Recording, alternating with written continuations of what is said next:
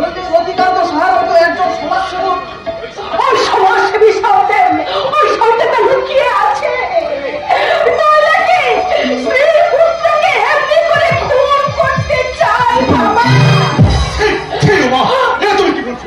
আমি তোমাকে খুন করতে চেয়েছি।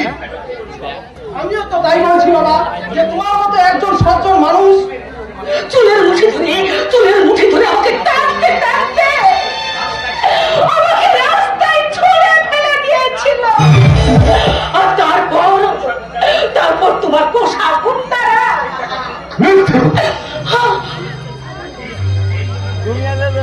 কথা সত্যি রতিকান্ত, তুমি একা বাড়ি থেকে মেরে তাড়িয়ে দিয়েছ।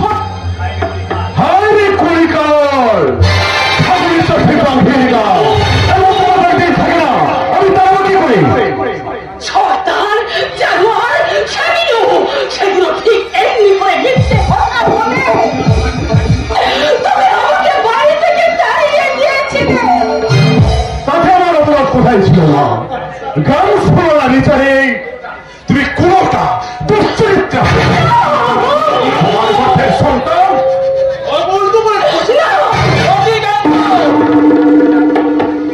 আপনি বলুন, আমি একজন শিক্ষিত বিবেকবান উচ্চ বংশের ছেলে হয়ে এখানে কি করে প্রশ্রয় দিই, এটাকে কি করে প্রশ্রয় দেই? তোমার বিবাহিত স্ত্রী কোনো পণ নেই গুরুদেব, কোনো পণ নেই। ওর গর্ভে ছিল আমারই সন্তান। শয়তান জাইমা ওই শয়তান মুখোশ পরে তুমি আমাদের সব সম্পর্কগুলোকে ছিন্ন করেছিলে।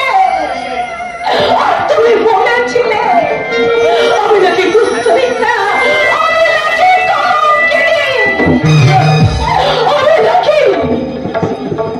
আমি এমনি আকাশ বাতাসকে দূষিত করে তুলেছিলাম। আমার কোন অপরাধ ছিল না। পারিপার্শ্বিক চাপে পড়ে এই কথা বলতে আমি বাধ্য হয়েছি। শয়তান জানোয়ার, মিথ্যে কথা। সেদিন তোমার লোকেরা তোমার কাছে টাকা খেয়ে আমার মশাই মিথ্যে কলমের বোঝা তাই যদি হয় তাহলে তুমি আবার ফিরে এলে কেন? আমার এই অবহেলিত, আমার এই উপেক্ষিত সন্তানের জন্ম আর তার পিতৃ পরিচয়ে আমি একটু সামাজিক স্বীকৃতি চাইতে এসেছি। রতিকান্ত, এ কথা সত্য যে তুমি তোমার পিতৃত্বকে অস্বীকার করতে চাও? আমি রতিকান্ত এই জয়পুর থানা এলাকার আমি একজন মাঝারি বাপের নেতা। এরপরে আমাকে আরো প্রযুক্ত হবে, বড় নেতা হতে হবে। আর ভুলে যেতে হবে এই পায়ের নিচে জমে থাকা দুর্গন্ধ ময়লাগুলোকে, পুরনো দিনের কথা ভুলে যেতে হবে। নারী শয়তান না, আমার ছেলে আমার বুকে রক্ত দিয়ে তোর লিখবে সেই পুরনো দিনের ইতিহাস। যে সমাজ সংসারে আমার সন্তান সামাজিক স্বীকৃতি পেল না, সে অশান্ত ঘূর্ণিঝড় সে সমাজ সংসারটাকে ভেঙে একেবারে খান খান করে দেবে। ওই ক্ষমতার উচ্চাসন থেকে তোকে টেনে নামিয়ে দেবে এই পথের ধুলো। শেষ করতে পারি না। রতিকান্ত না, মায়ের মন্দিরে মহাপাপ তুমি করো না।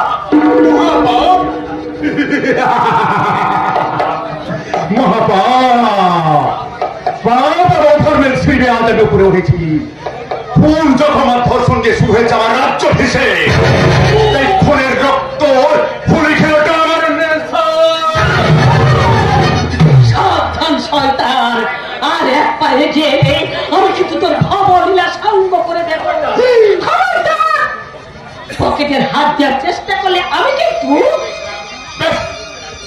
আমি রাখবো মায়ের মন্দিরের স্বামী হত্যা। আমি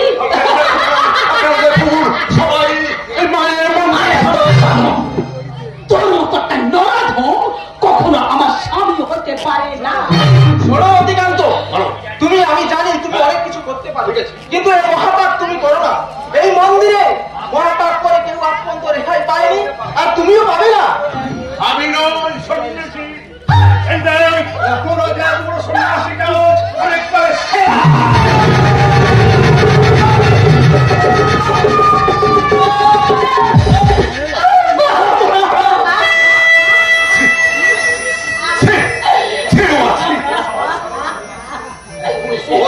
সন্ন্যাসকে তোমার খুন করতে হাতটা কেউ কাঁপলো না। তুমি মানবী না ডাকিনি।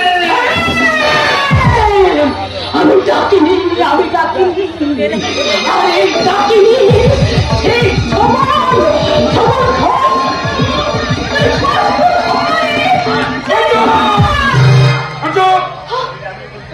চালাতে বাধ্য হবো।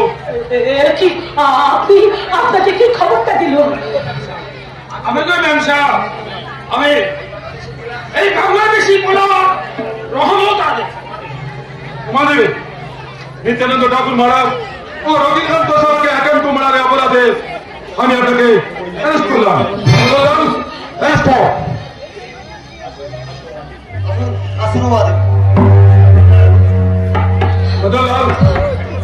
আসামিকে ফেলে দেবো। হ্যাঁ ডেড বডি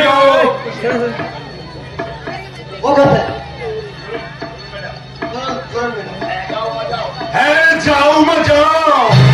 আজ অতি জাতি সুখে থাকতে পারো তার ব্যবস্থাটা আমি নিশ্চয়ই করে দেব।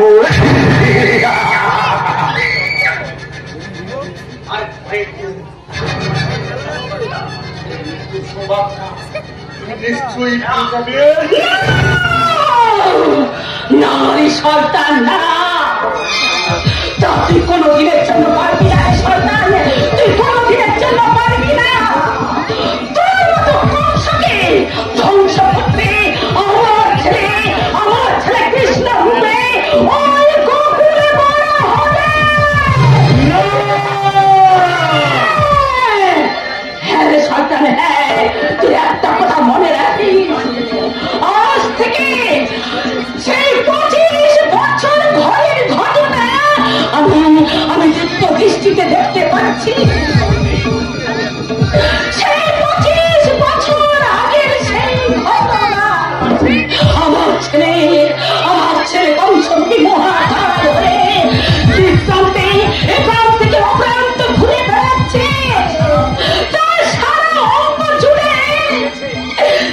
অঙ্গ জুড়ে ফুটে উঠেছে কঠোর প্রতিজ্ঞার ছবি। কারণ সে যে দুর্ভন্ত উল্কা ও শান্ত নবমণ্ডল থেকে ছুটকে পড়েছে এই সন্ধ্যা ধরনের বুকে। তাই সে জল দিয়ে নয়, আগুন জ্যোতি তাকে বারে বারে মনে করে দেবে তার সবার সংসারে এই লাঞ্ছনা আর বঞ্চনার একমাত্র প্রতিমূর্তি।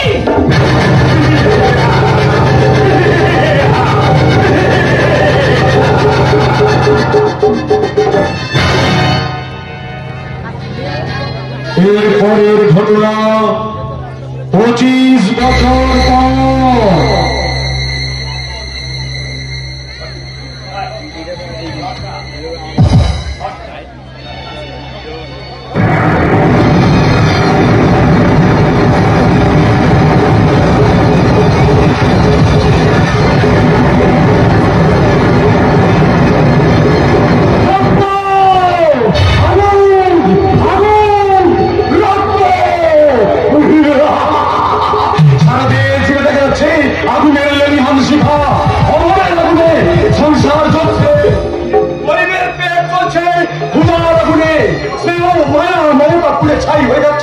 অশিক্ষা, বেঈমানি আর শয়তানের আগুনে।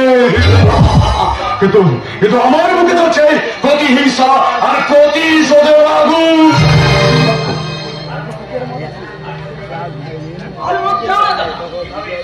মদ খেলে আমার পা উঠবে না আর আমি মাতালো হব না।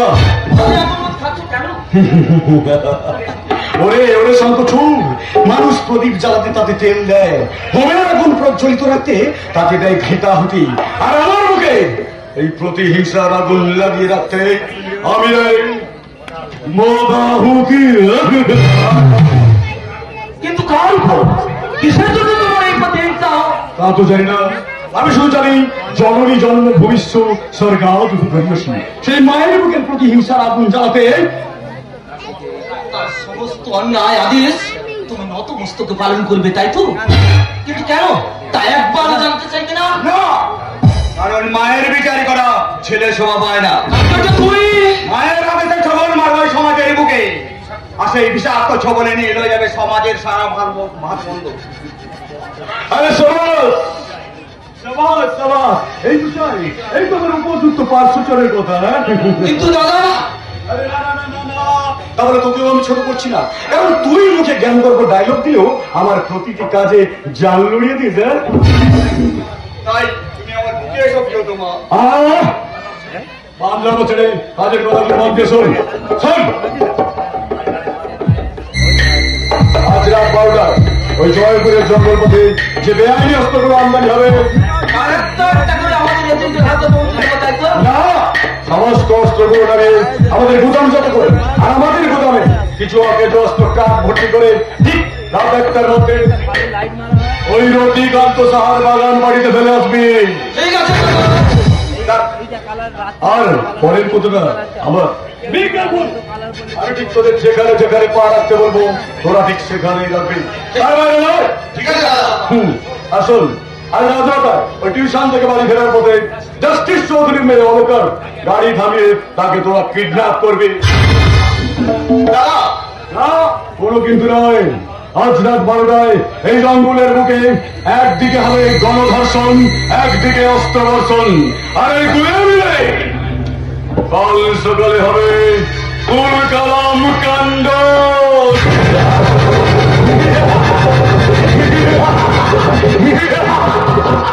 গাড়ি থেকে নেমে মেয়েটা যে কোন দিকে গেল কে জানে। আসলে এদিকে একটা মেয়েকে আসতে দেখেছেন? মেয়ে কালো না ফর্সা? ফর্সা।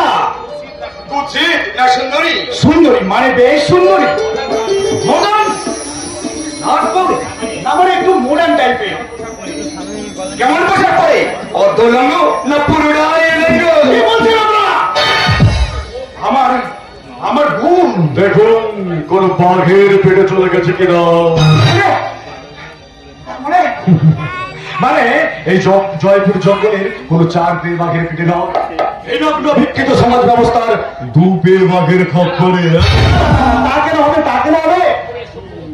দিন দুপুরে এই ভদ্র সভ্য সমাজের মাঝে ভদ্রতা দেখাচ্ছেন? কোথায় যাবেন?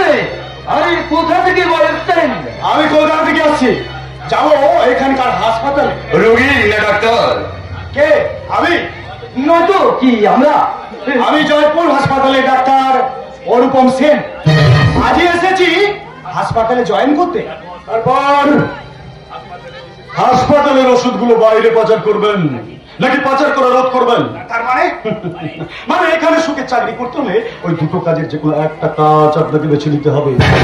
আর শয়তানের সঙ্গে হাত মিলিয়ে রোগীকে মৃত্যুর মুখে ফেলে দিন, জীবন মৃত্যুকে পায়ের ভিত্ত করে তা রোধ করুন। আমি আপনার পাশে থাকবো। বলুন আপনি করতে চান? আপনার কথা তো আমি কিছুই বুঝতে পারছি না। স্বর্গ আর নরকের মাঝে ঝুলে থাকা কৃষ্ণ কুমারী, তাই না? আর আপনি সেটা 24 ঘন্টার মধ্যে বুঝতেই পারবেন। এখন যান, বাকিটা পরে আপনাকে বুঝিয়ে বলবো। হ্যাঁ যাচ্ছি ভাই, যাচ্ছি ভাই। মেয়েটা যে কোন দিকে গেল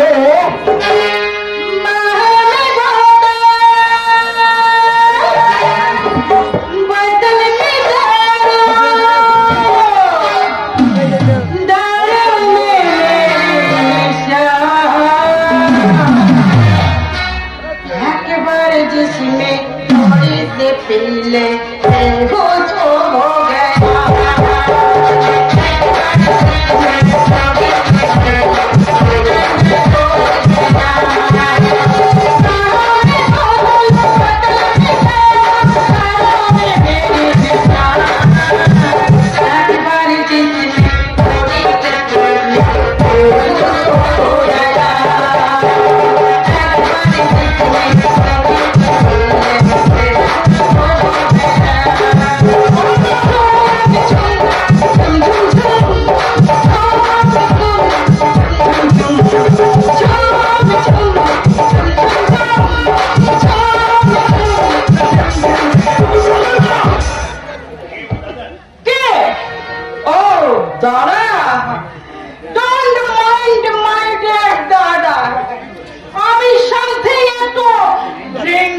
করছি, আর তাই বলে একদম মাথায় হয়ে যায়। গাড়ি থেকে নেমে কোথায় গেছিস? এই কলকাতার মরণ পরিবেশ ছেড়ে এই আজপাড়াকে পড়ে থাকতে হবে। তাই একটা বার কিংবা হোটেল ওই ডিস্কোরের সন্ধানে গেছিলাম, আর পেয়েও গেলাম সেখানে একটু শান্তি বৃষ্টি। আসতে তো লজ্জা করছে না? একটা নতুন অচেনা পরিবেশে এসে আচ্ছা আমার মাথাটা হেড হয়ে যাচ্ছে। যাতে তোমার মাথা হেড না হয় সে চিন্তা আমি নিশ্চয়ই করবো।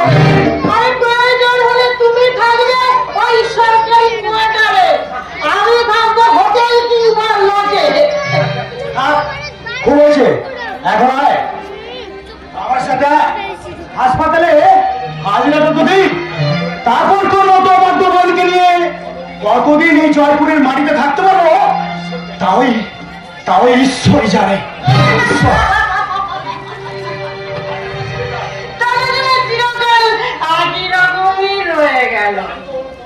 আমি ওল্ড মডেল জীবন সাথীকে বাদ দিয়ে আমি রঙিন প্রজাপতি হয়ে উড়ে বেড়াচ্ছি।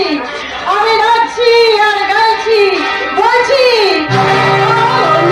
আমি সুন্দরী হয়েছি, কে নিবি আমার কাছে সোনা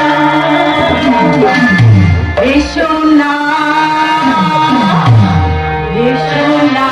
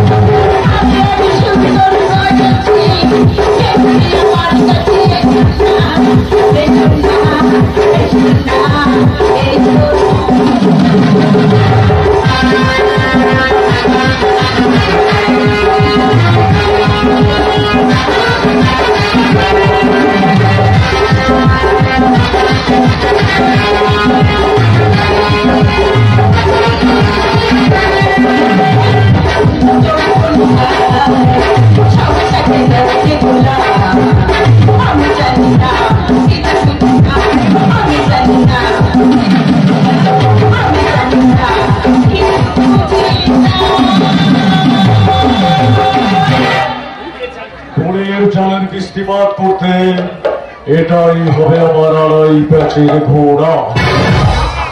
এই যে সুন্দরী, এদিকে একটু শুরু। কে তুমি মা?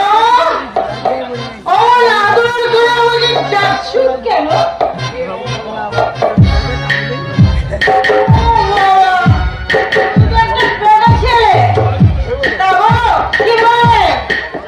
তুমি লাইফটাকে এনজয় করতে চাও? এনজয় করতে চাই। আমার জীবনে প্রথম শেষ কথা হলো ফুললি এনজয় দিতে পারিনি বলেই একটা বিজয় ছেলেকে বিয়ে করে 1 মাসের মধ্যেই আমি তাকে দিয়ে আরে বলো কি করলে এই জয়পুরের বুকে আমি পুরোপুরি জীবনটাকে এনজয় করতে পারবো? তোমাকে আবার কত চলতে হবে। তারপরে আমাকে কি করতে হবে? আমাকে ঠিক এইভাবে আমার বুকে টেনে নিয়ে তোমার উপযুক্ত কাজের মধ্য দিয়ে আমি তোকে পৌঁছে দেবো এনজয়ের চরম সীমানা।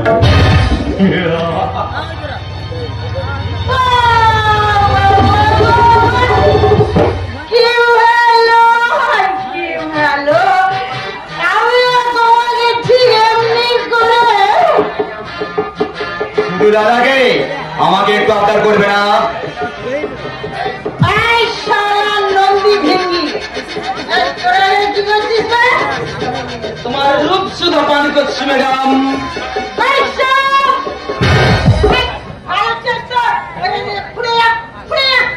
তা বললে কি হয় সুন্দরী, দাদা যখন চলে গেছে তখন আমরা আপনার রূপ সব পান করবো।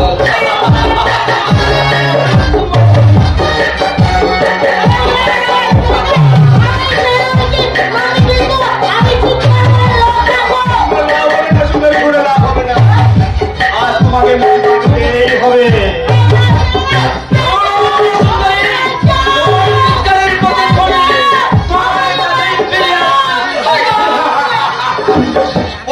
দিনের আলোয় তোর নারী নির্যাতন করছিস, এই নে তোদের পাপের সাজা।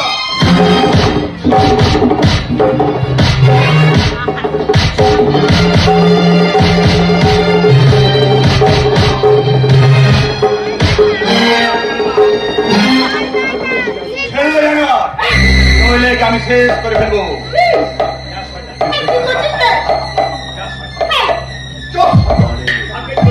ভাগ্যের চলে আজকের মতো বেঁচে দিবি।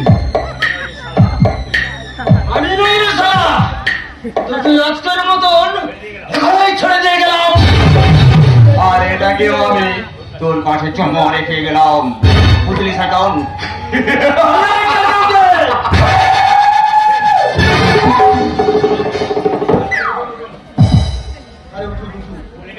খুব লেগেছি তাই না? তোর আপনাকে আমি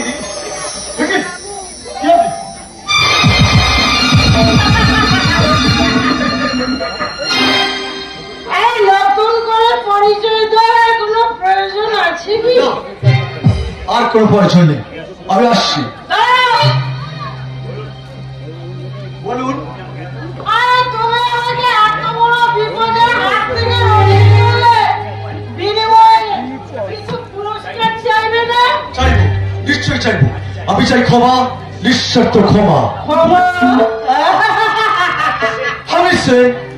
আমি আপনাকে কথা দিয়েছিলাম যে ভবিষ্যতে কোনোদিন আমি আপনার সামনে আসবো না, কিন্তু না জেনে না বুঝে কর্তব্যের আমাদের সাড়া দিতে গিয়ে আপনার সামনে এসে যে ভুল আমি করেছি তার জন্য আমি আপনার কাছে নিঃস্বার্থ ক্ষমা চাইছি। কিন্তু আমি যদি আপনাকে ক্ষমা না করি, আপনার দেওয়া শাস্তি আমি মাথা পেতে নেব। বেশ, আমার সেই শাস্তির বিধানটা তুই শুনে রাখবো।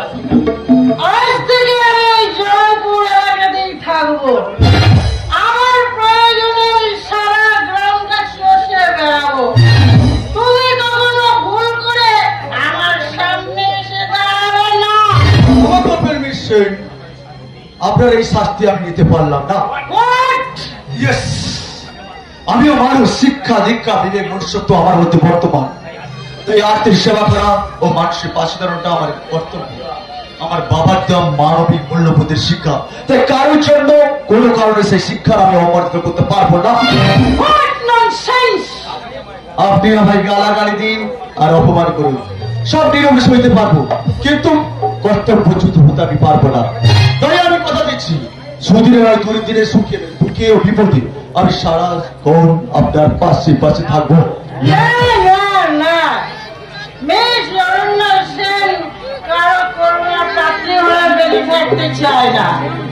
সেই জন্যই তো আপনাকে আমি ছায়ার মতো অনুসরণ করবো, কারণ আমি জানি অতি অহংকারের পতন হতে বেশি সময় লাগে না।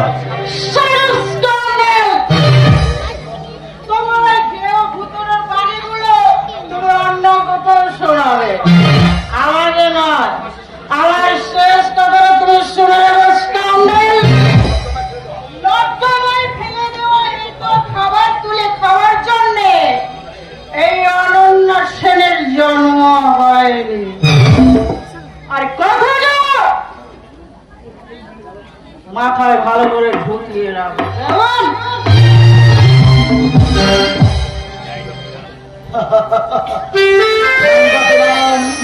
আমার গলায় তোমার গলার হার, তোমায় আমি করবো সুযোগ অহংকার। চিরস্থায়ী নয়, তাই পাতায় পাতায় লেখা হয়েছে। তো মানুষ কুশিক্ষার খবর উপরই অহংকারকে অলঙ্কার করে কণ্ঠে ধারণ করতে চায়, যার চরম পরিণতি শিকার আমি কুশল বিশ্বাস। না, এত সহজে আমি হার মানব না। সুশিক্ষার পরিভাতে মুশরিকরা সূর্যালোকে আমি পতি হব। আমি তো জানি না কোন অপরাধী অপরাধী হয়েছি আমি তো জানি না কোন অপরাধী অপরাধী হয়েছি আমি। কেন সাজা এলো কেন পাপি হলো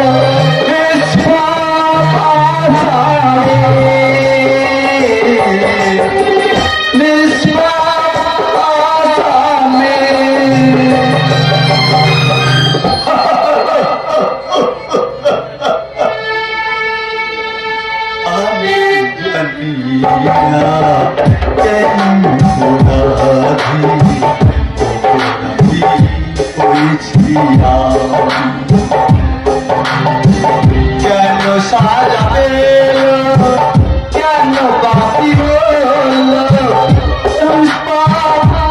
আসামি